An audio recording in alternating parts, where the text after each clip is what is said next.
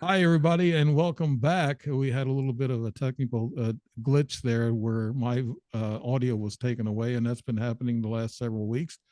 We just can't explain that, can we? I don't know. We had another show I'd that like, happened. yeah. We had another Mhm. show that happened, and I've had couple other guests that's happened, and the production and the audio has been messed with, and this Zoom has been working perfectly up until the last 2 or 3 weeks. I've used other networks, so I've been having technical difficulties, and some of my guests actually know that too.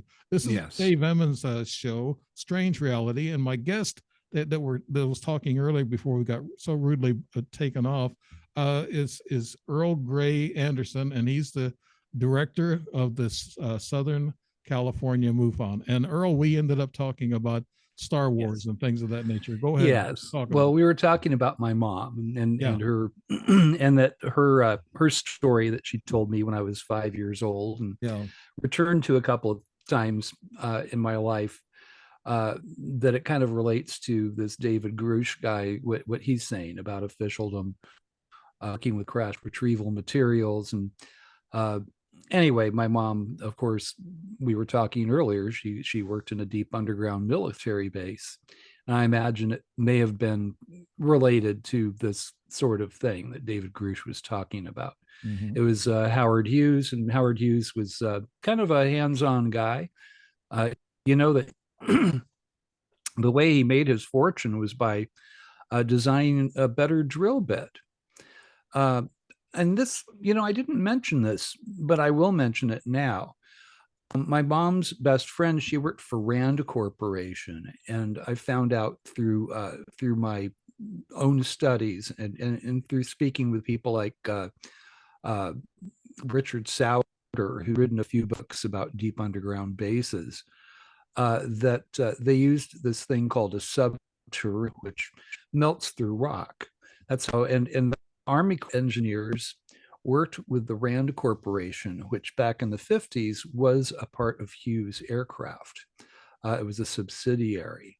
Back in 1961, I believe it was, they became a separate organization, but the word is that the Rand Corporation, in tandem with the Army Corps of Engineers, those are who built our deep underground, deep under military bases. So it makes sense that Hughes would have had one of the first labs in a deep underground complex. Other thing that's interesting, Richard Sauter told me, he said, actually, I happen to have a little, like a blueprint, uh, carbon copy that shows early Area 51 schematics. Howard Hughes had the first uh, lab that was at Area 51 that was owned by he was like a government contractor.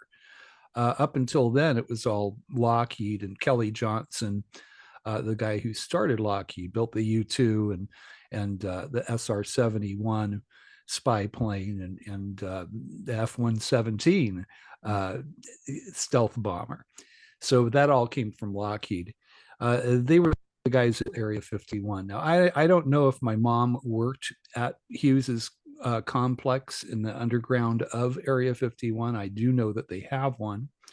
Uh, but it may have been White Sands. I know that there's a very large underground complex that was Right. there early on.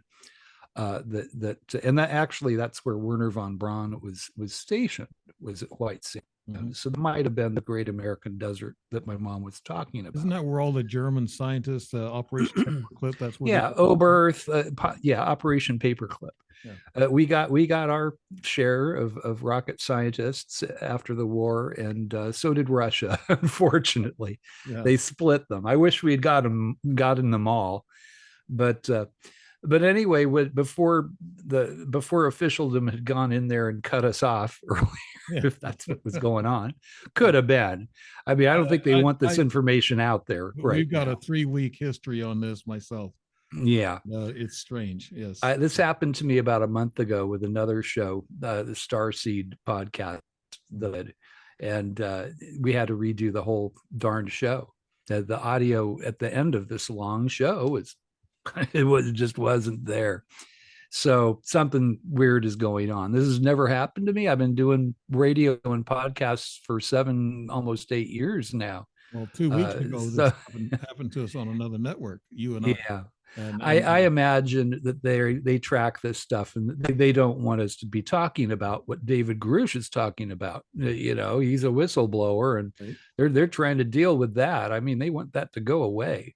It's not going to go away, folks. It's not. You know, we are disclosure. We are disclosure. And I'm not waiting for the government to go and do this. And I think that they're the wrong people to do it anyway. It's all about war machines. You know, it's weaponization and threat, you know, assessment is what they're into. I don't think that our visitors are that's what they want their technology to be used for. Mm-hmm. But anyway, going back to my mom's story, so I believe we were talking about her working at the that where she was working as a corporate headhunter, and she had this clean bill of health in 1977. So we went to see Star Wars, and when the curtains closed, my mom started talking again, and it was like something came over her. Her expression changed, and she became very serious. She said, "Son," she said, "you have no idea how close to the Star Wars is. All the different beings, different types of beings." She said, "the spaceships." She said, "all that is true and it's real. I mean, that is really what it's like out there." Wow. Said, "but you know what? They're never, ever, ever going to tell the public." No. She said, "They're never going to tell the public." And I said, "Well, why not? Why the hell not?" Yeah, it's a little bit older, a little cockier at that point. And, you know, why the hell not? And she said, "because they're afraid of how people are going to react." She said, and then she brought up the War of the Worlds radio broadcast, you know, the Wells broadcast and she said, you know, that people were jumping out of windows, they were draining their bank accounts and doing stuff like that, and barricading themselves for the end of the world. You know, they really thought that we were being invaded. And that was a bad start for disclosure. Yes, it was. That whole show scared the government. You know, yeah. said, okay, well, they're still doing that. Yeah. I mean, you know, you just look at the movies that they release, you know, Independence Day, Nope, you know, I mean, you know, and I'll tell you, I don't think that it's all, you know, Reese's Pieces out there. Okay. I think that I think that the good guys are in charge, or as the ETs go. Mm-hmm. But I think that, you know, motives will probably run the gamut. I mean, if humanity, I mean, we're the only intelligence other than dolphins, that we know of. Mm-hmm. If we're any indication of the way intelligence goes, how would you describe humanity? Are we a good and kind and benevolent race? I mean, we bomb each other, we steal and murder and do all these things. So, well, Earl, I just wrote a little article for the local paper here. They asked, there was the New Jersey casino. They have their expert, I guess, numbers people there that work there. I didn't know they had expert number people. You know, these guys that to figure out all the stats and all this other thing, the statisticians, and they said that we're going to have a war with ETs within the next few months. And I thought, and then this reporter told me, said, "Dave, I know a couple of your books. We've been putting them in the library and we've been talking about it here in my hometown." And she said, "I'd like to have your response to this." Well, I kind of opened up by saying something I shouldn't have said. It's about the casinos. I don't want to come out and say it, but you remember Las Vegas back in the early days where every element is there. And I'm not going to say what kind of elements are there, because this is why she had to take that paragraph out, because we do have a local casino. And I, you know, so I didn't want to, I said, yeah, just take it out, you know, but it is the truth. We've had a history in Vegas about all of this mixing of different kinds of people. But I told her, I said, no, it's not going to be the ETs. It's going to be more like a false flag. Yeah, I mean, that is a risk. I mean, Werner von Braun is rumored to have warned about that. And he said that, that it would be the military industrial Right. complex, Mhm. who my mom worked for. So, But I also God went on to bless her. saying that they don't like our nuclear bombs. And if No. they were going to destroy us, they would have destroyed us back in 1945 when we bombed Nagasaki and Hiroshima. If we, Yep. if they was going to attack us, that's when. But they've been harassing our nuclear missile bases ever since. So they've Yes. been watching that. But I told in the article, I said, no, it's not going to be done by the ETs because they've been taking care of us. Actually, some of them are nurturing I us. agree. They're Yeah. DNA manipulating us. I put in the article. And I said, why would they want to destroy their own? They don't want us to destroy this planet with nuclear bombs and poison it. That's their Yeah. biggest fear. And that's why they're closely watching us. And hopefully they'll stop a nuclear war if it starts. And then I said, oh Yeah. my I God. think they Yeah. would. And oh But my then God, I've no. been told I know some interesting people and people that work in the DOD and officialdom and elsewhat. And I had one person who I'm not really at liberty to say who, but uh, that they said that you don't want the ETs to land on the White House lawn. If they show themselves, they will be our overlords, because if they show themselves, it means that we failed, that we were unable to curtail our bad behaviors, Mhm. and that they had to, if they had to stop a nuclear war, and I believe that they would stop a nuclear war. They've shown us that they can. Yeah. I mean, I recently had dinner with Robert Solace. I have synchronicities that Yeah. happen for me as an experiencer. That's one of the gifts that That's what I'm people are left interested in with. hearing what you've heard from these people. Well, check this out. Yeah. Okay. I had dinner with Robert Solace, and he was talking about how, he went on May 9th and spoke with the Aero Committee in Congress that's supposed to be presenting the ET stuff to Congress. And he got there and he felt like they were really trying to muzzle him and to shut him up. They didn't want to hear about it. But for anybody that's not unaware of Bob Solace's past, he was the commanding officer at an ICBM base in Montana. He was at the Malmstrom ICBM base. Mm-hmm. And they had a UFO that came over their missile silo, and it shut off missiles. It didn't turn them back on. It did damage to them. Now, the military thought maybe they had used an electronic pulse, magnetic pulse to do this, right? Right. But it couldn't have been, because the clocks were working, the computers were working, the lights and all the other systems. If it had been an EMP weapon that it had hit the missiles with, everything would have shut down. This was very specific. It shows the ICBMs that they had, exactly 10 of them. And it shut them down. The guy that was upstairs, Robert and one other guard, they were down in the capsule area underground where the missiles are located in the silos. But there was a guy up top in the guard station that was like shouting over the radio, "My God, there's a flying saucer here." The guy was like, he was scared. I mean, it was ominous. It was huge, and it was like this plasma, like an energy around it. It wasn't it wasn't like one of Kenneth Arnold's flying saucers. I mean, this thing was menacing looking, and then it left. But it let them know the missiles are no good. Now there's another gentleman by the name of David Shindley, and he spoke to Congress the same day on May 9th this year. And I've been trying to get a hold of David for years, because he wrote a book called It Never Happened. And in his book, he describes the exact same thing that happened to Robert Solace's base, happened a few miles over at the sister ICBM base. This one was in North Dakota, Minot Air Force Base. And again, this plasma like disc came over the guard tower. Now here they had like a barracks and they had a canteen and all that upstairs. So it was like all the soldiers were freaking out. The cook was there. There were multiple witnesses for this. David Schindley was not there. It was another officer that was downstairs, but he was called in after this happened, right after, because he was the head guy there, the CO.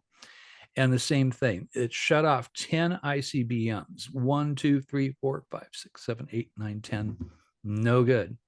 Everything else was fine. You know, they needed air pumps to even breathe down there. Nothing wrong with any of that. Computers, clocks, everything else was fine. But it was a message for us. You know, they were telling us this message. And I speak with a lot of experiencers. I'm an experiencer myself. Right. And, you know, I work as an executive member of MUFON's experiencer resource team. Every single experiencer who has telepathic contact is told the same messages. And those are, number one, war is wrong, and nuclear war is a great evil that will destroy you. It is. Number two is stop trashing your planet. You only get one. You have a beautiful planet, beautiful, complex biosphere, and you're treating it like it's temporary or like it's going to just let the next generation take care of it. Mm-hmm. That's the second message. Stop trashing your planet. And number three, elevate yourselves, raise your vibration, elevate yourself. Consciousness. Because now we're still acting like Genghis Khan. I mean, Genghis Khan. That's a place I used to play gigs at here. Is owned by a gentleman whose last name is Cohen. But Genghis Khan. You're a guitar player, but did you play rock and roll? Did you? I played drums for about 45 years. Oh, cool. Yeah, I'm a little riff meister. Good, great. Do you still play? Yeah, I still do. I'll tell you, if aliens have invaded anything, they've invaded my life because I don't really have much time. I mean, I'm either doing a podcast or else I'm working on my own cases or I'm assigning cases to my field investigator teams. ETs, or like I'm ETs, yeah, musicians. They do. They do. Yeah. John Lennon saw a UFO. My old friend Chris Squire from Yes, he had a close encounter with a craft. I strangely, by weird coincidences, Chris became a friend. He married a friend of mine. And so I sort of inherited him. He was the greatest living bass player. He played in the progressive rock band Yes. Owner of a Lonely Heart, Roundabout, all those, long distance run around. Yes. But he was hovered over by a flying saucer while on tour in 1977. He felt like he was being watched. Well, he was. Mm-hmm. He looks up and there's this flying saucer. He said it had garish purple lights. His exact words, garish purple lights like you would see on a carnival ride spinning around. And then it tilted to its side and shot off, he said, and it was gone. He said, if I had taken my eyes off of it, I would have thought that it just disappeared. But no, it shot off that fast. Jimi Hendrix was a contactee. Stevie Ray Vaughan was a contactee. I think Jimi Hendrix was a hybrid, and he probably was. Yeah, one of and them. He had a guitar, and he was supposed to be on a TV show with his band, and his manager asked him, says, "Where's your guitar?" He said, "I hawked it." He hawked it for drugs. And they said, "Where's it at?" And Jimi Hendrix said, "I can't play on any other guitar but that guitar." I was wondering if that guitar was loaded with some kind of spatial electronics and sound, equipment. He said, "Where's it at?" And he told him the manager went and bought it back, got the hawk, got it out of the hawk, and give it to him. Said, "Now you're going to be on air. Let's get playing." So he was able to play with that guitar, but he just had to have that certain guitar. It's weird. I have a friend, Robert Hieronymus. He was a friend of Jimi Hendrix's, and he told me unquestionably, he said Jimi Hendrix was a contactee. Mm-hmm. It's like the tall white Nordic guys that they would visit him, and that he was in contact with him, and that was the reason for all of the space type lyrics and sounds and stuff that he would get. Yeah, he seemed like he was drifting off into his own time and space when he was on stage.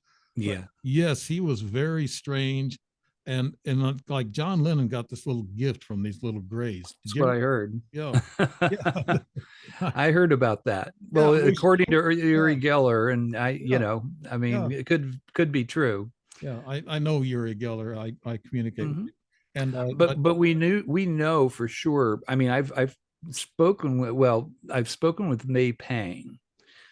When John Lennon was having his little last weekend, he was moved to L.A. with Yoko set him up with their assistant May Pang. She actually set it up. mhm, Apparently, she was having a bit of an affair, and she decided John needed to get out and be with somebody else for a while. mhm. And so they were together in New York uh, when they saw a flying saucer. It flew right between the buildings. Is Brooklyn, I believe.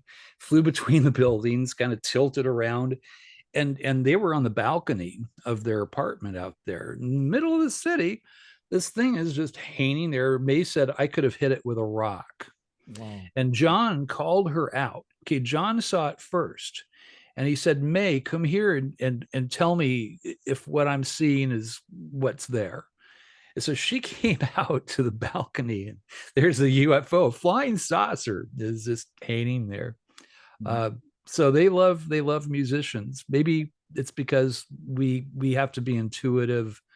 As if you're a songwriter, everybody feels like we're pulling stuff out from, I guess, the Akashic record, that's Yeah. already there. Also, they go by frequencies too. Mm-hmm. Earl. Mm-hmm. They actually track us by a frequency, not by Yes. implants. Implants are made for something else.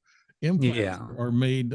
They're carbon based. Some of them are, and they're body friendly, and they absorb into your body. They absorb Yeah. into your nervous system, and they kind of add a little DNA to you. They manipulate you, and They're trying to just, change us, yeah, and I think they're yeah. trying to change us so in a better way, Now you because said our you had, yeah. technology is way up Oh here. my Our God, yeah. technology is, Oh and here we are. We're still acting like a band of thieves.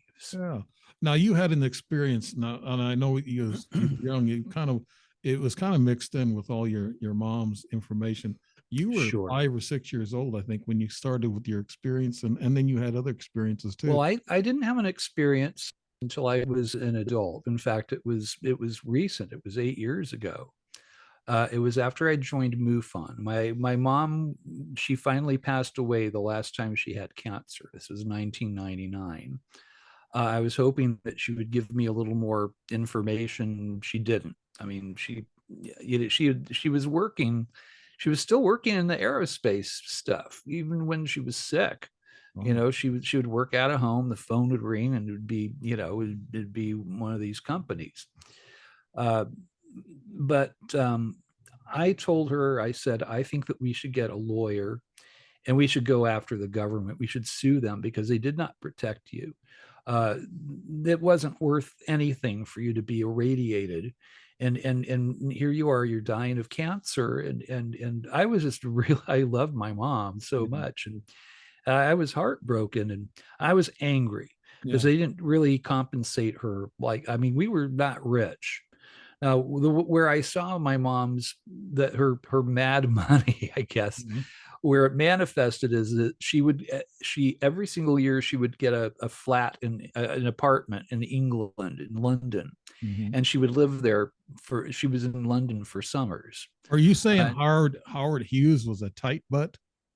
well, I don't know how well she was paid when she was with Hughes, but she didn't really talk And about it. and go back to that 5 year old experience. I got mixed up. It was your experience with your mother telling you things at 5 years old. That's Yes, why my I mom went back. talked about the fireball that was under Yeah. intelligent control. I think It these was these dark ops got me all mixed up. okay.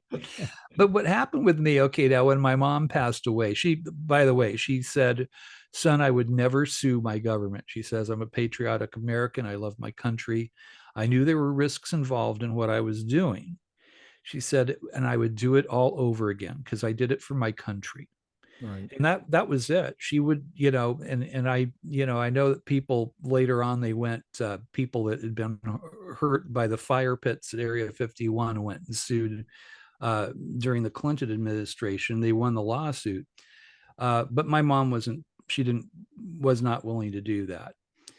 Uh, so that was kind of all she wrote. She passed away a week later.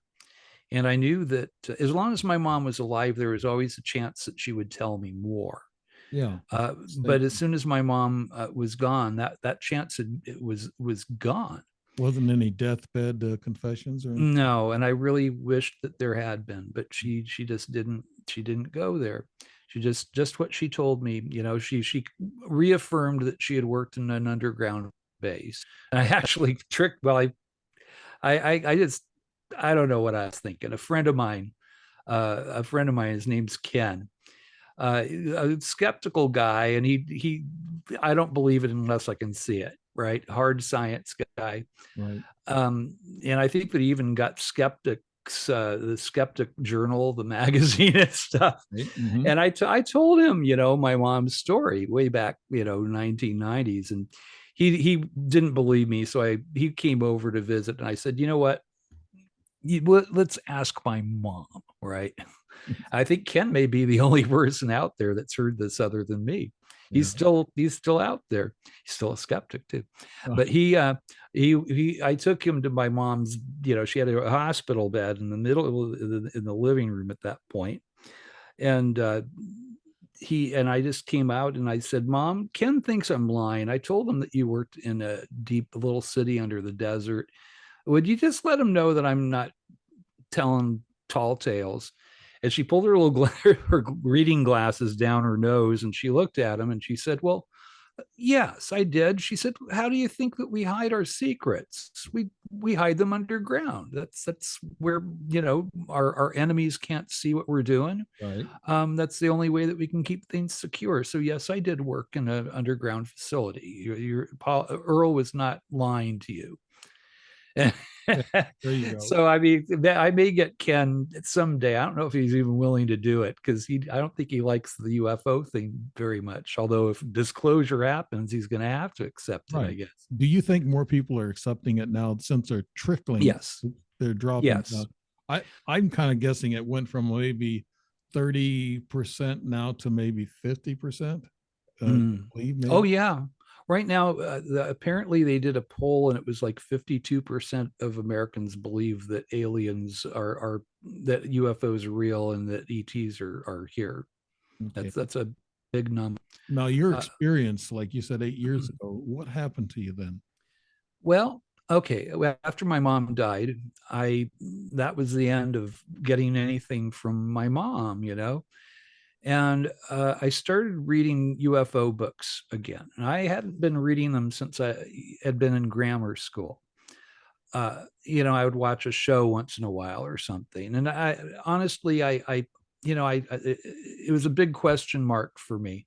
Who do I believe? Here's Bill Burns on UFO hunters, saying all this stuff, but they keep hunting them and they never seem to find them, and I felt like, I had to do it hands-on if I wanted to know anymore. And it was one of those burning questions.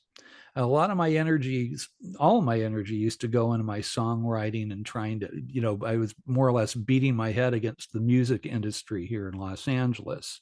And when you're 30 years old, the music industry thinks you're too old to sign to a record contract, right? Yeah. So at that point, I was in my mid 40s when my mom died. So that a few years went by, and I kept playing shows and stuff and putting out my own albums and things because I loved it, for the love of the art. Mm-hmm. But it just kept on nagging at me, and I had seen a show, Hainer One, on television, and it was a TV show that MUFON had actually produced. There were 2 seasons of it, and I still believe it's the best UFO show that's ever been on TV, because it was straight from the case files. Nobody's making anything up. It's not just one person's story. It would be all these different cases, and and watching that, I started buying some books. Like I bought Leslie Kean's, The Pilots and Air Force, that came out 2010. I think that was the first time as an adult that I read a UFO book. I read The Day After Roswell. I made a friend on Facebook, Terry Arbogast, whose name is actually in Jacques Vallée's uh, journals. I just read the newly published last journal that he just published about a month ago. He's got us up to 2009 now, and Terry's name is in there. Yeah. As a ufologist and somebody that had known Jack Sarfati and Can I put my disclaimer in here now? We talked about this earlier, and mhm. I have an aching heart, I guess, for these talking heads and people that are out there on TV, and they have the podium, and there's a lot of experiencer out there that don't have the podium to speak from, or the soapbox, whatever, and they're not believed. And I've been hearing so much from a lot of these so-called talking heads and experts are saying that they only believe cops, military, and pilots. Rubbish. They're the only credible sources of these UFO things. And I'm thinking, oh my God, the experiencers that give these people all these stories, and they're giving you stories at MUFON. And Yes. these people are being neglected and just tossed to the side and said, okay, if they're not pilots or not military. I was in the military. I wasn't trained. I had top secret. I wasn't trained for Yeah. UFOs. I mean, I'm sorry. I just have to put that out. I'm sorry. No, I agree with you. Yeah. I mean, it's very difficult for experiencers. But Right. well, we'll get to that in a second. Okay. I joined MUFON. Long story short, Okay. I know it can be long-winded. My boss George from the ERT, Dr. George Bennett, I was doing one of our experiencer workshops, and I guess I had been a little too. You say, Earl, you're talking too much. So I'm sorry I do that, folks. But anyway, I joined MUFON. I decided the only way to do this is to go hands-on. It was 2015. After reading, being like a armchair ufologist, Yeah. and everybody had their own opinions, and I didn't know who to believe or what to believe. So I decided the best way is to go hands-on, and I took to it like a fish to water. My state director at that time was Jeff Krause, still wonderful, dear friend of mine, my first mentor in the field, one of the best ufologists out there, in my opinion. Well, he said musicians make great ufologists because you have to have high intuition. You have to be able to make a decision in the moment, especially if you're used to being an improvisational musician, which I am. So anyway, he was giving me like a lot of cases. That's why I think I've got the record at MUFON. I'm up to 950 cases now. I have to change my bio. Wow. I think it says 900. Peter Robbins said 800 yesterday. It's like, yeah, I got to send him that's from 2 years ago. I think I got 900 on my notes. Yeah, that's not correct anymore. But anyway, so I was sort of feeling my oats. I'd been a field investigator for a few months. I think that I may have closed a case as an unknown already, but I don't know. It took me a while because there were a lot of drone sightings, a lot of balloon sightings, this, that, and you have to pick through those and figure out what is what. You chalk everything off, and if you can't explain it, you got your UFO. Right. It's unidentified. Mm-hmm. So anyway, I was feeling my oats, and I started trying this CE5 meditation. I heard about, Stephen Greer, I guess, was doing it, and other people were talking about it. I was very naive. I was a newbie. Yeah, it costs a lot of money to get in that. Oh, we're not. Oh, yeah, we're not even going to talk about it. I wasn't endorsing Steve. I mean, I think he's done some wonderful things, but don't pay anybody to, draw UFOs. Right. You can do it yourself, Mm-hmm. okay, as easily as well as he can. Anyway, public service message there. But anyway, I was trying it, and I used to meditate when I was young, and so I had like I'd focus on the corner in the room, and I remembered my old mantra that I had, and I'd get into a meditative state, and I was very good at it, and I sent out the message repeatedly. I want to meet you. Aliens, I want to meet you. I think I called them the aliens, which I call them the visitors now, because I don't think they're alien. I think they're here to help us, at least the good ones. We're part of them. Yeah, I kind of reckon that as well. But anyway, I did that for a couple of weeks, and a mistake, and folks out in listener land there Yeah. never do this. But I actually said, you can actually abduct me. I don't mind if you abduct me. You can have my DNA. Go ahead. I want to see you. I want to see a UFO, and I want to meet ETs. And then I didn't think about it. It's like, it's worth a try. Why not? Mhm. I've been doing it for a couple of weeks. So I went upstairs. We lived in Burbank, California, not a rural area. I mean, it's middle of the city. Okay. Movie stuff. Wife works at Warner Brothers. Yeah, my wife works on the lot. She's there today. That's why I can keep the door open and do my broadcast. Yeah, She's working out of home. I got to shut everything up. okay. So I lay down in bed, and I'm kind of semi-recumbent. I, have back issues. So I shove a bunch of pillows behind my back. So I was almost like lounge chair like this, Mm-hmm. and I was fully awake. My wife is dead to the world asleep.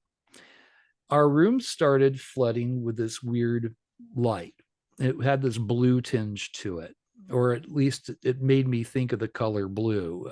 I think it was more the feeling than the actual color, but it just was a soothing light that was rolling into the room, slowly getting a little brighter by every moment. Crickets in the rafters, absolutely quiet. And that never happened. That's funny. What's that? I didn't put my hand up, and it suddenly acted like I had put my hand up. The little thing was on the Zoom Yeah, thing. I just got some indication here that something come into the room or something, and it's been weird. All right, well, we're going to ignore it. All right, yeah. we're gonna get this finished Okay, this get it time. done. I want to hear about these new cases. So, and your pictures, if you got. Sure. Yeah. Well, anyway, I'm going to try to keep it short here. I realized that I couldn't move a muscle. I couldn't move my feet, my arms, and I was a nurse that took care of quadriplegics. That was what I used to do. My day real world job. Yeah. I would never want one, and suddenly I'm rendered a quadriplegic. But I was still calm. I mean, it didn't make any sense. Scientifically minded, photons don't work like that. You have to have a source for light. There was no source. It wasn't coming from the window. It was just like filling the room up on its own. Right. There was an area in front of the bed, and it started spinning, and it was this tan yellowish, I guess it's a sepia is the word, sepia colored, like the color of tea. And it was spinning like this. And I'm still not really registering it. I'm just sort of taking it in. Now our television set is in front of the bed, and my wife is on my right. This spinning thing opens up. The center of it was bright white, like laser bright. Mm-hmm. And it slowly went out to the edges, and it opened up like this opening in our wall, not in the wall. It was so weird. It was impossible. Okay. The television would normally be there. Yeah. But suddenly there's a hole in space, and it is in front of the bed. And I could see coming from a distance, it was 4 very small figures, and they drew up to the bed. They didn't walk up.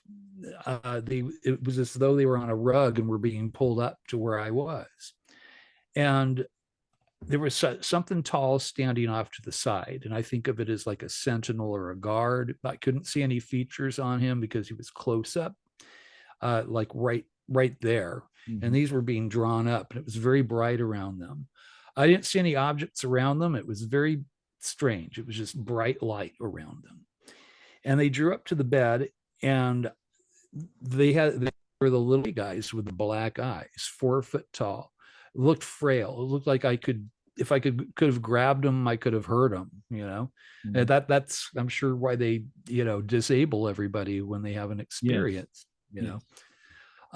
So anyway, what they did was they took blood from me and energy, or maybe it was the same thing.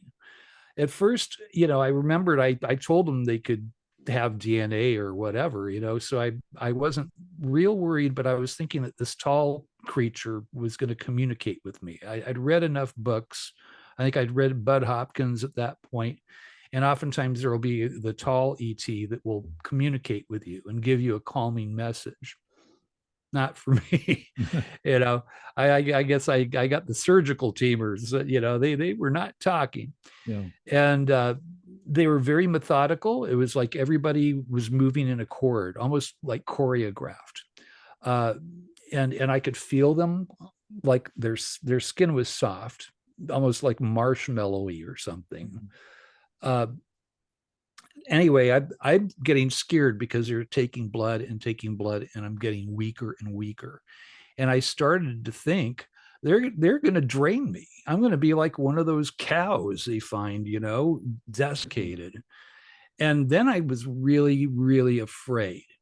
And they were not communicating with me, giving me a calming message saying I was going to be okay. So I was scared. I'm glad that I went to the bathroom before I went to bed, is all I can Earl, say. did you see the container of blood they were taking out? No, these were the hoses. They pulled them in along with themselves, and they just like was the only other thing that came through that hole in the wall. And they were like about yay size. I mean, they were big. It wasn't like a garden hose. It was like maybe 2.5 inches across, and they looked almost soft or something, like a astronaut's air hose or something. Well, anyway, they were not listening to me. They were not answering me. And I thought that maybe I was going to die. And I was praying, and I was asking God to help me. I was asking Jesus, help me. And maybe they're demons, I'm thinking, but no, they were flesh. I mean, they weren't spirits. These were creatures. Anyhow, I felt like I was ready to pass out. Maybe I even did pass out. I don't know, but the things detached, and they just flew back, almost like if you had a fire hose and you drew it back in. That happened first. They're still staring at me. The tall guy is still standing in the periphery of this hole in the wall. And then they draw backwards the same way they came in. They didn't walk, they didn't turn around, they didn't, they were just standing there still, almost immobile. And their eyes were still on me. And there's something about those black eyes that you can't look away. Mm-hmm. I could move my eyes. That was the only thing I could move. Yeah. I think that there might have been hoses on my legs or something too. It was what, I seem to have a memory of that, but I couldn't really see down there, because you're just entrapped by their eyes. It's like that saying, beware if you look into the abyss, if the abyss looks back. And that was kind of what this was like. It was very strange. And the eyes are, it's just some kind of, I felt like they had put me into sort of a hypnagogic state or something during this whole thing, because it was almost dreamlike at this point, but I was awake. I wasn't asleep. Mm. So the wall closes back up. The light gets less and less. And as soon as I could move, I start screaming and yelling, and I grab my wife, and I had to shake her awake, and she's a very light sleeper usually. Anything will wake her up. But it was like they put her out. Her reaction was not good. She, oh my God, you joined this crazy UFO group. Is this the kind of thing I have to look forward to? And just, you've gone insane, And I remember I turned over and just kind of curled up, and I didn't know what to say or how to react. And, I don't have a history of mental illness or, or mental breaks or anything. But anyway, it was as though we had decided not to talk about it for the next 2 days. Do you have any marks where those hoses were at? I did not have any marks. And I asked somebody who is knowledgeable about this stuff. And what I was told was that humans are apparently the only ones that will use a needle to take blood. There's other ways to get blood out of your body, and that doesn't always leave a scar or even an indication. Right. Yeah. I mean, they drain those cows, and, I don't think but anyway, I don't know. It's honestly something that I would be talking about something that I don't understand. I don't understand. Okay, you But were they were telling me, physical. yeah, you were telling me earlier about being numb. I was talking about being dumbed down, and you can only move your eyes. That is a typical thing about being Yeah. abducted. Or there's a bedside abduction. There's a freezing abduction where they take your energy and your soul and your Mhm. consciousness somewhere else. And then there's an actual, you go on a crash, Full they abduction. teleport you. Yeah, there's Yes. three ways. Uh, and I think I've experienced all three ways because the regress dreams let me know that. But that was very interesting. But it seemed like you would have, with your mom's experience, they would have tailed her home and found you as a kid, and they say, okay, let's mess with this kid. I never had anything like that Yeah, happen though. yeah. I mean, as a kid, I think there were paranormal things that I thought, I was scared of the closet and that kind of thing, but a lot of kids feel that way, but Your I mom never, was offering you protection. That's probably what I it was. think so. Yeah. I think that our family has watchers that take care of us. I mean, yeah, I would save it for some other day, but I mean, there's so many times where I could have died Right. and should have died. I mean, when I was 3 years old, uh, we were in a terrible car accident where we went off this embankment in Utah, and I was thrown out of the car. And I didn't have a scratch on me. My mom broke her back. My dad had a big gouge on his forehead. Me, I'm just lying there watching the wheels of the car roll around. It was upside down. Wow. uh, I feel like, I've been protected. And maybe this is why Yeah. what I'm doing now, Well, angels, guardian angels, I and think that they're probably ETs as well. yeah, Yeah, I mean, these and yeah, dimensional entities and ghosts, they're all the same, actually. They yeah, come from another dimension. Yeah. yeah. Ray Hernandez, he's got the big wheel with the spokes and UFOs and telepathy and this and that, and he feels like it's a continuum. And Ray may be correct. Yeah. Yeah. Now these new were coming down on time. Lisa had an experience 2 nights later, Oh, okay, yeah. You want to mention that real She, quick? yeah, because 2 nights after my experience, Lisa is shaking me, and the room is flooded with lighting. Oh, Right, but she's shaking me, and she starts pacing back and forth. And she said, "Oh my God, you need to tell your little friends they need to leave us alone." She's a very bad word.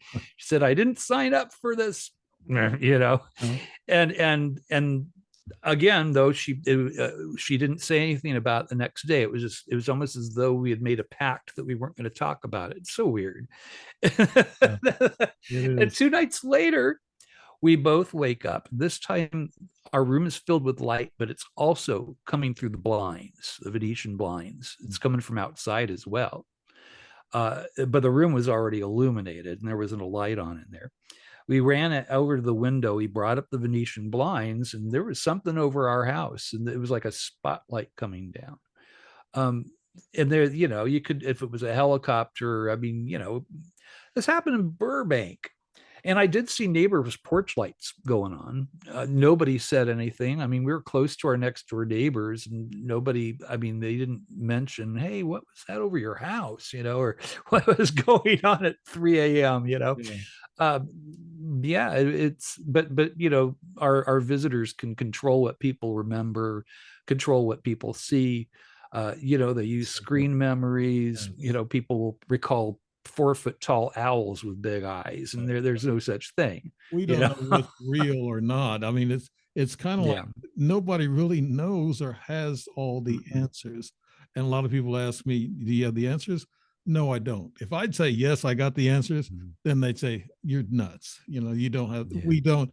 We're trying to put it together. Some of us have experienced this and that, and we know we're missing some puzzle parts that we need to put in, and we don't know everything about it. But let's sure take it don't. to the modern times. You mentioned something about a Marine and another military guy. Sure. Yeah. Well, I try to seek answers, and a lot of people, MUFON is a big tent, and there's a lot of different, I mean, there's room for every race, creed, thought, and some people think ETs are all evil. Some think they're demons. Some think they're all angels. They're all, benevolent. And personally, I found that it kind of runs the gamut. I think the good guys are in charge, because otherwise we wouldn't Right. be here. I think so. Yeah. Yeah, but I think stuff gets through that it's not supposed to. But I think that there's the carpetbaggers and the DNA thieves, and then they're the good guys. But I sought out Kathleen Martin, who is one of the head people at MUFON's ERT. Great lady. And we met for lunch, and she, after about an hour, I mean, she answered so many questions. She listened to me. She believed me. She pointed out markers that I had experienced, that other people had experienced, and she let me know that this was a real thing, that it wasn't all evil, that everybody didn't have that experience like I did, but many people do. Some people, they'll have these beautiful meetings with extraterrestrials that aren't anything like mine. Was really scary. Mm-hmm. But I started noticing, I mean, that what we notice is people that have had ET contact, whether benevolent or seemingly malign, that they're left with gifts, that people will have synchronicities start happening. Yes. Like me, because I met David Schindley, the other guy that had the other ICBM base. That's I forgot to say that. A week after meeting with Robert Salas, I was trying to get a hold of David Schindley, who had his base hovered over and who had spoken with Congress. Well, I went over and spoke at the McMenamin's UFO Fest in Oregon, and in dinner with a bunch of locals. And somebody says, "Hey, David Schindley, how are you doing?" He was sitting across from me on at the table. The one guy that I wanted to meet, the other guy that had the same story as Robert Salas had. And so I got to meet him, and I said, "I've been trying to find you. I think I even got your email, never heard back." He said, "Yeah, I kind of keep to myself, and I don't answer a lot of, but I was able to talk with him, and now I'm in touch with him, and I have that full story. I mean, both of them talked to Congress, and Congress was like tamping it down. Not the guys from Arrow, not Congress. I mean, there are people in Congress right now that want to know, but this group, this Arrow group that they put together, both David Schindley and Robert Salas feel like it's maybe another Project Grudge, where they're going to try to tamp this down and shut it off again. I mean, your Zoom shutting off in the middle of our podcast. Somebody doesn't want this information out there. This is whistleblowing. This is what we are doing. This is what I am doing. It's the same thing, and they don't want the public to know this. Right. There's more transparency now, but they don't want you to hear this stuff. Yeah, that's in the first part of our show. That we're gonna have a 2-part show. In the first part is we were kind of messed with, and there's a couple of little glitches here, but it hasn't went fully, into another change. But there's other things in the files. I tried converting the files. All of a sudden they disappeared, and then they went into my file listing, and I open them. It says nothing recorded. Wow. Nothing. And that's the third time this month that's happened to me. And it had never happened before, except once when the Experiencer Resource Team was having a Zoom meeting, and we started talking about the Pentagon not having very good motives, and it shut down. Yeah. And there were 75 people at that meeting, and it shut down. Well, so I think that they want to. Another thing that, Earl, is when we decided to stop the show because my audio was gone, and there's no way I could figure out what was wrong with it. It was gone, so we decided to shut the show down. And then when we did that, we went, I went back into the files, and then all of a sudden, after we talked on the phone, we said, "Okay, we're going to stop the show because of the." And then all of a sudden, the files popped up on the screen. Yeah. And there it was. It says your files, where you want your files. Well, I, maybe our benevolent aliens came yeah, through for us there. I yeah, mean, I believe that we've got our guardians. yeah. There's good entities out there. There's good and bad, just like us humans. Yeah, Now, exactly. yeah, getting to these stories about this Marine that went up to the roof, those are interesting. Those are recent, right?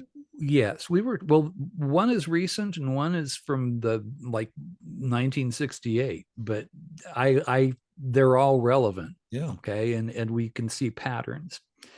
uh, Kathleen Martin, after we had spoken and had lunch, she asked me to join the ERT, and it changed my life. We speak with experiencers. We're compassionate listeners Mm-hmm. because we know this is real. Many of us have gone through it ourselves, like myself.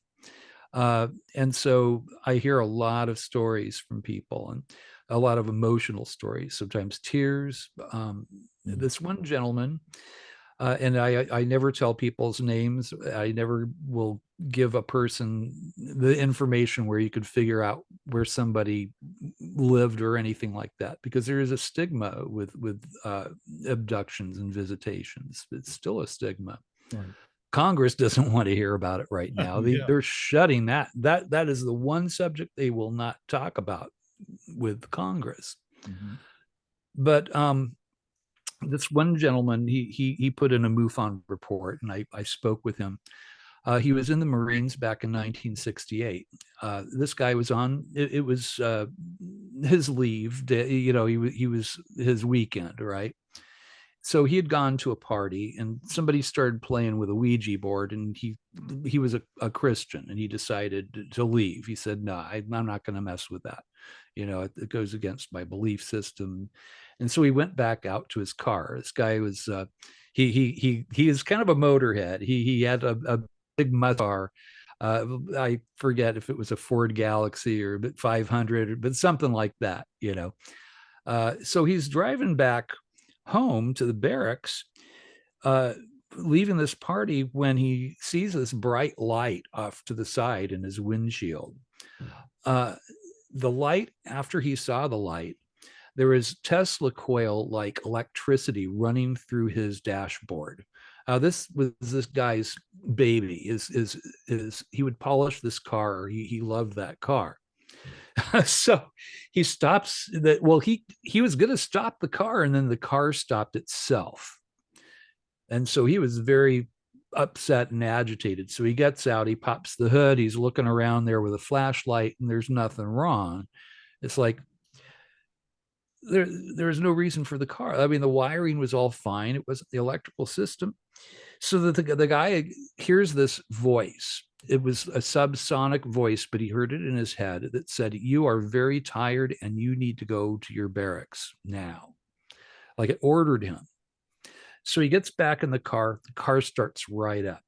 He drives to the barracks, and he gets into his bed. He said that he got into the rack, and he was on the top rack. And his bunkmate was not going to bed yet. He had stayed behind. He hadn't gone to a party or anything like that. But his bunkmate was there, but he just hadn't gone to sleep. But this guy was told to go to sleep. You're tired, and when you have alien contact, it can be very controlling. You're Yeah. very suggestive. You're open to suggestion. I was made very sleepy a couple of times. Yeah. Well, he lay down in bed, and he said he realizes that he's going up through the ceiling. And he said it wasn't an out of body experience. He said, I want to make that clear.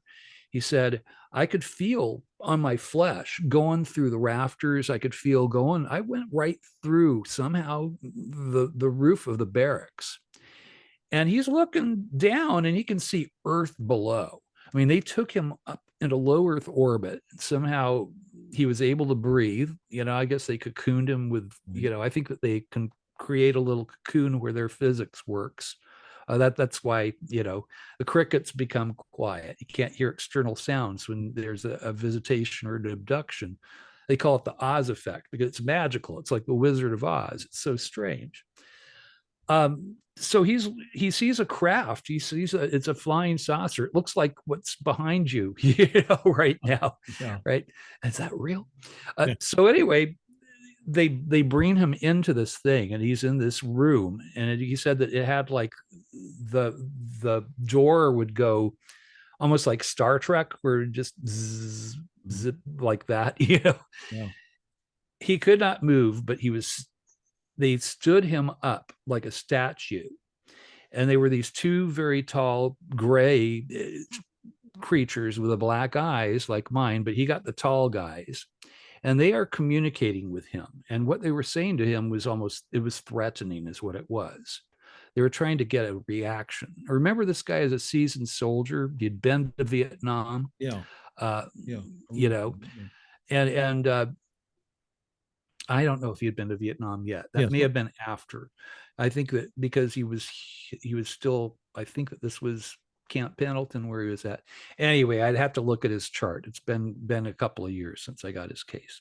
Yeah. I was But in Vietnam anyway, what he 69. said was that they told him, "We can control you now. We've got your body, and we are now going to take your soul." Hmm. The Marine became horrified, scared. You could imagine he was already agitated and scared to death. And he starts praying instead of getting angry and trying to strike out, because that was his first reaction, is that he wanted to strike out. He wanted to kill him. His soldier training Right. was coming in, but he couldn't move. So at this point, he starts praying and he's calling out to God. Like, I mean, I did that, when I had my experience. Mhm. As soon as he did that, he suddenly found himself back in his barracks. He was in the middle of the barracks room. He was like in a fetal position. His bunkmate comes running up because they couldn't find him. They were looking for him. He'd been missing for like 2 hours. It had been 2 hours that went by. He was covered with black and red splotches, and he was just horrified. He was like mumbling incoherently. And he looked in the mirror and he said that it just, his eyes were so dilated looking. And this guy didn't do drugs. They couldn't, he's a soldier. Uh, so anyway, the bunkmate got him fixed up, and he said that he did Bible readings and stuff the next few days. And he said that he had PTSD from this. He said that he went to Vietnam and he didn't have PTSD from that he had PTSD from his experience. I spoke with his wife. I spoke with his kids on the phone, all, adult kids and his wife. And they said, Dad's been talking about this for his whole life. And we encouraged him to go to MUFON. Nice. Maybe you can help, that he can have some catharsis here, some release of this emotion. Anyway, I mean, the guy, that wasn't the end of it. He started, there were benevolence that started showing up for him. He would go to sleep and he would have dreams that were realer than dreams, where he would be flying this blue translucent UFO, and he felt like they were teaching him how to fly a UFO. I mean, why would they do that? He said that he was flying over the San Diego Naval Yard, and he could see all the ships, he could see everything. And apparently stuff like that is still happening with him. And he's not the only person that is told me this story. We had another woman who had a same story, a blue spherical UFO, and she was an experiencer, and she's flying over the 29 Palms military base out near Palm Springs area. And the hell of it was is that there was a report that came in from a couple of the soldiers that saw a blue UFO shaped like a sphere. Really? Wow. So yeah, and I definitely correlated the two Yeah. cases. It's like, okay, there's a pattern here. Um, Now, I recently, just over the last couple of months, I had a gentleman who is a Navy sailor, and he was stationed on an aircraft carrier. And he told the same story. He was taken up, it was his 21st birthday. They were between Japan and the mainland, I guess, somewhere in the middle of the ocean. And he was bored. It was his 21st birthday. So he was reading a book in his bunk. And he said, I was not asleep. I found myself being lifted up into the air off of my bunk through the deck of the aircraft carrier. And That's he said, I metal. could Yeah. feel everything. He said it wasn't out of body experience. And he said that they took me up to low Earth orbit. I could see the Earth below. It was beautiful, but fragile looking, I remember he said. And he said that you could see the limb of the atmosphere around the Earth, you know. And this time this guy was not taken to a craft. He said that there were two beings that were made out of pure energy. There was a tall one and a short one. And they gave him a vision of all the volcanoes of the Pacific Rim going off, gauging his reaction. They showed him various disasters that could happen. Again, gauging his reaction. And he didn't act hateful. He didn't act like a warrior. Again, you know, he started feeling empathy and pity for people and sad. And apparently it was the reaction that these beings were looking for, because he said, suddenly I felt the greatest love that I've ever felt in my life. He said, it just surrounded me. Yeah. And he said, and then suddenly I was back in my bunk. Do you I was in think, my bunk. do you think, Earl, they call those the bright white light entities? They're light entities, and they're supposed They're energy beings, yeah, and they're supposed to be I've heard spiritual. about other ones. Yeah, So supposed to be spiritual. And you said and something about that orb. Do you think that orbs flying around could actually have a human in them?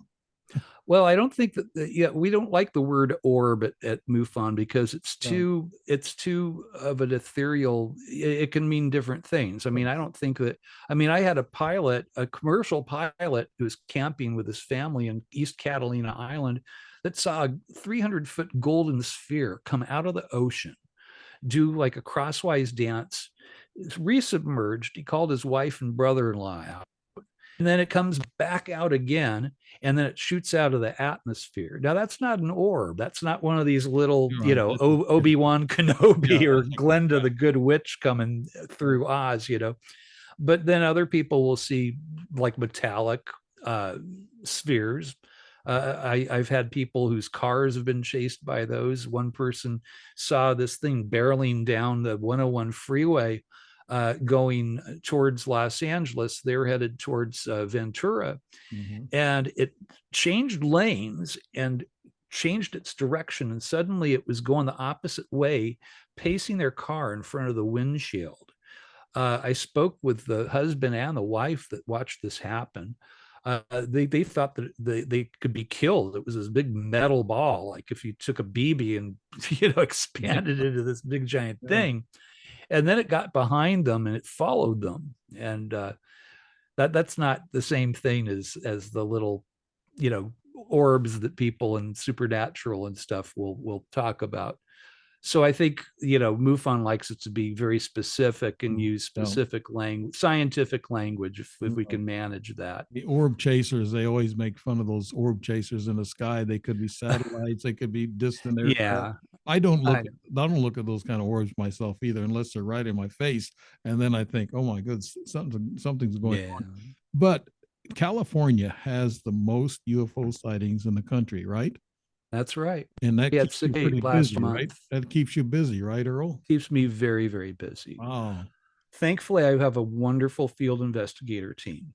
I Yeah. mean, on my team, I've got a police detective, I've got a private eye, I've got an astrophysicist that used to work for McDonnell Douglas. Oh wow.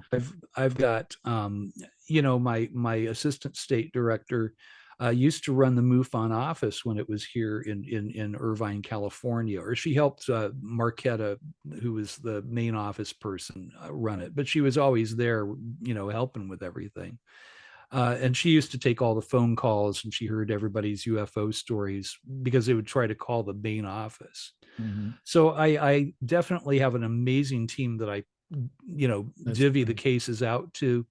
And if I see one that sometimes I'll take the bad cases so that they don't have to deal with, yeah, that's a drone. I'm so Yeah. used to seeing the little lights spinning around, Right. Yeah. or yeah, that's a Mylar balloon. I can see Superman right there, and Yeah.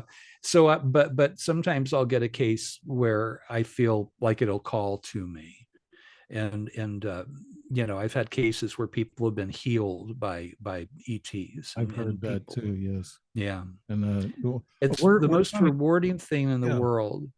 And if this sounds like something you'd like to do out there, people, yeah. if you go to MUFON.com, go scroll down a little bit. It says become a MUFON field investigator, and it will tell you how to do it. It's an easy process. You read the handbook, you take an open book, and then myself or somebody like me will personally mentor you, and you'll get a case load. I get like sometimes 10 cases come in a day, and I have to divvy them out. Yeah. In So 09, I was a field investigator trainee, and I went through several investigations. We're coming. Can you believe we made wow. it through this hour without Yay. any without any technical No interference? interference this Yeah. time. So So that's good. we're lucky, and you've been listening to the Dave Emmons show on It's Strange Reality, and Earl uh, Grey Anderson, not field director, but State MUFON director of director, Southern California. state director. Yes. And if you see a UFO or you've had a visitation or an abduction happen to you, MUFON.com, Mutual UFO Network. Click on report a UFO or click on report an entity or an abduction or visitation. And somebody like me will take your case and I will I treat guess you with respect. you are the chief investigator, though. I wasn't. No, I've got a Wrong. chief investigator. Yeah, That's you got Gino one. Okay. Marigalano. Okay. Yeah, Oh, another okay. musician, Oh, yeah. Okay. a No, hot yeah. guitar player. He's good. He's a rockabilly guy. Oh, okay. He's Good. like Jimi Hendrix meets the Stray Cats. Well, I He's want to thank you kick so much. butt. It's been so much fun, Earl.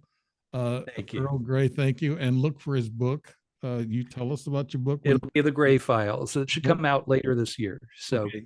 Look for it and let me know when you get it, Earl, because I'll put it out there too. Thank you so thank you, much Dave. for the show. Thank you for your patience with all of our Black Ops interruptions. Getting used to it. Hey, Yeah. I Three think times a charm. Yeah, I think if we come out and talk about it, I think sometimes it doesn't happen. So, okay, bless God. That's the thing. Yeah. Let's do that. Bless you, Dave. Thank you so Thank much. you so much. Bye bye. Bye now. Bye.